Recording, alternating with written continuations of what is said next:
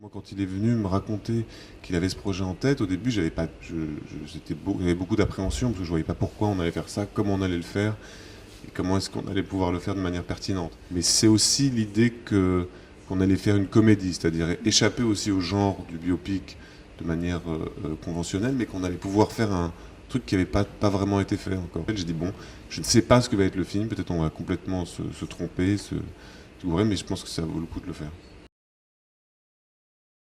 J'ai essayé de construire en fait, au-delà du fait que ça soit Anne Gazemski et qu'elle ait écrit ce livre sur sa vie à elle, en fait, j'ai voulu trouver quelque chose d'assez pop et avec justement cette possibilité de jouer avec le style de Michel, ses couleurs, le rythme.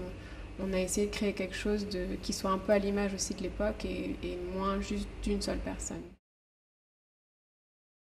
La structure, je dirais, plus classique, c'est un homme dans son travail, dans le public, et qui est influencé par son intimité. C'est-à-dire, nous, spectateurs, on connaît son intimité, puis on sait comment ça influence ses rapports avec sa femme, ses rapports avec ses amis, comment ça influence son travail et comment ça le met en difficulté.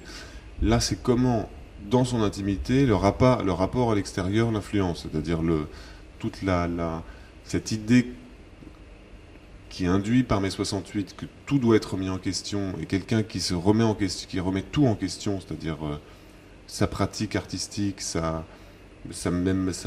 projets de vouloir tout changer.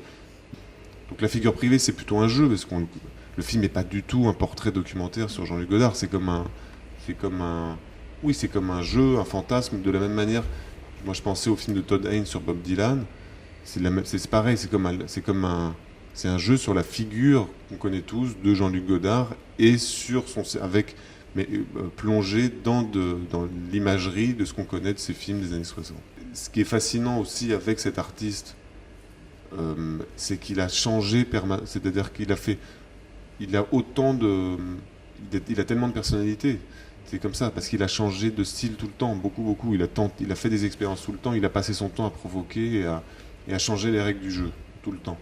Donc ça, c'est vrai que pour s'inspirer de ça, pour faire un personnage qui rejette tout le temps la règle du jeu et qui veut à chaque fois mettre une nouvelle règle, je pense que pour Michel, c'était une manière de s'amuser et surtout de prendre toutes les libertés formellement avec le film.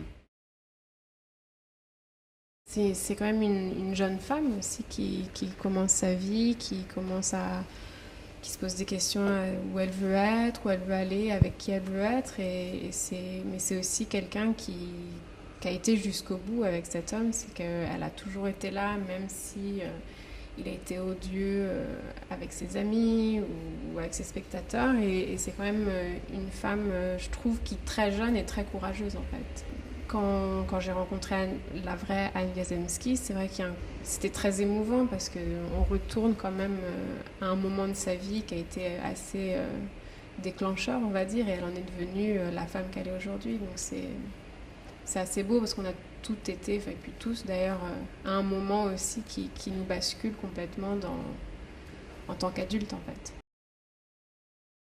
La figure de Woody Allen, pour nous, c'est un intellectuel dans des situations aussi burlesques, c'est-à-dire des situations physiques. Et c'est aussi un peu le